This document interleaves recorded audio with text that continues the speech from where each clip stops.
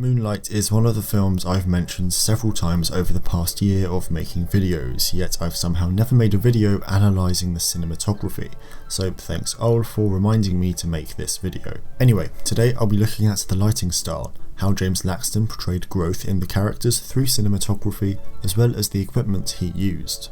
Guys, I'm sorry, no, there's a mistake. Moonlight, you guys won Best Picture. Moonlight won. For a bit of a change, I'm going to start by looking at the lighting style. Now, it's authentic. I don't want to say naturalistic as there are quite a few scenes where it feels more like elevated realism, but it's still authentic to the story. Now for me, this is a very good thing. It makes the cinematography more interesting to watch without distracting us from the plot. Now, the way in which he lit scenes is also quite interesting, as he pretty much only used a single source with no fill light. Now, this allows for the light to fall off into the shadows in a natural way, and it also sculpts the characters' faces without having to do anything complicated. Something that really stands out to me, however, is the harsh light on the skin.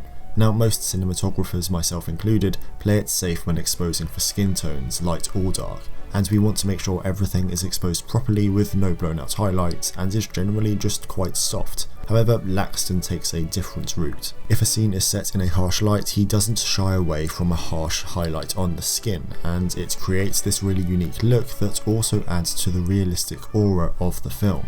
To finish off this lighting section, I really want to touch on this scene, as it's one that comes to mind every time you think of this film. It's a momentous moment for both of the characters, and the lighting helps show it.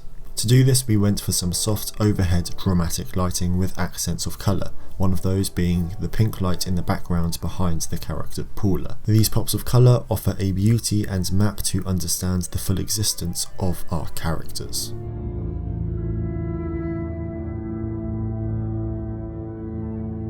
It's quite difficult to portray something like growth in a character through cinematography, and in order to do it in Moonlight, Laxton had to use a number of techniques, with the most obvious one being the colour. Now, as we know, this film is made out of 3 parts, which, going by the names of the main character, are Little, Sharon and Black. All 3 parts are also replicated in the colour.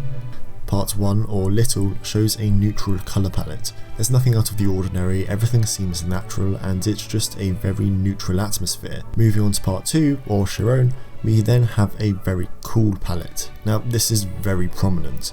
Naturally, this makes us feel a bit more unsettled than usual, and we get a very strong sense of melancholy. Finally, in Part 3, or Black, we are greeted with warm colours, as he has finally settled into himself. We needed an image that had the aggression of our character's state of mind. The green hues and the flicker of the fluorescent lighting enhance the slow motion and camera movement to give us the feeling of a heart broken with violence. Sharon is changed forever in the preceding scene. Here we wash away the old Sharon and introduce a new one. And that's a nice transition into looking at the movement, which throughout reflects the state of mind of the characters, which is mainly through handheld.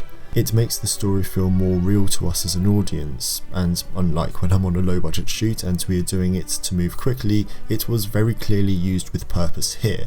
Sure, we can suggest that it's used to make the audience feel in distress, which it is in many films and is occasionally in this, but it's more to create an organic atmosphere. These are scenes where we really feel like we are with Little, Sharon or Black, and it's a feeling that you wouldn't get if you were on a Steadicam, gimbal or even just sticks. With the utilisation of wide lenses paired with the close-ups of the characters, we as the audience are brought into the world of these characters, primarily when in conversation, because you know if you're further out, that relationship with the audience changes.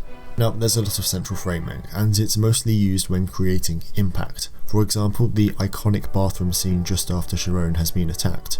But as well as the central framing, the subtle fourth wall breaks add so much to the emotion created, and I think we have Barry Jenkins to thank for that. Now, I wouldn't usually cover equipment in a video looking at the meaning of cinematography, however I've seen a few comments asking me to talk about the equipment a little more.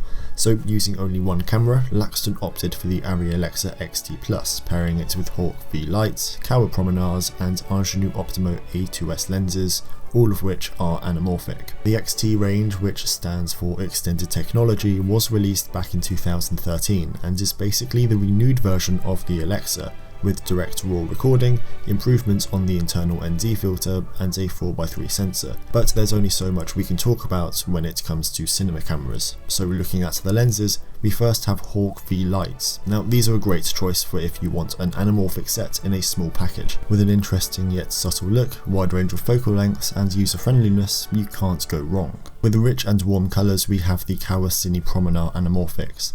These are lenses that are smooth, almost vintage looking, and with a subtle low contrast look, and like the Hawks, they come in a small form factor, making them perfect for handheld. Finally, we have the Ingenue Optimo A2S. Now these are short anamorphic lenses, so following the rest, they are lighter and more compact than usual, even though they are cinema zooms. As with the rest of the Optimo series, they feature low distortion as well as brilliant colours, contrast and resolution. Overall, Laxton makes us feel as though we are in the worlds of Little, Chiron and Black. We are brought into them mainly through his use of colour and movement. However, the choice to subtly break the fourth wall invokes a feeling that you can't achieve through cinematography alone. Apologies for a shorter video, I had an insanely busy week. Anyway, I hope you enjoyed this video, you know what to do if you did. If you have a recommendation for an analysis, leave it down below. Thank you so much for watching, and maybe I'll see you next time. Bye.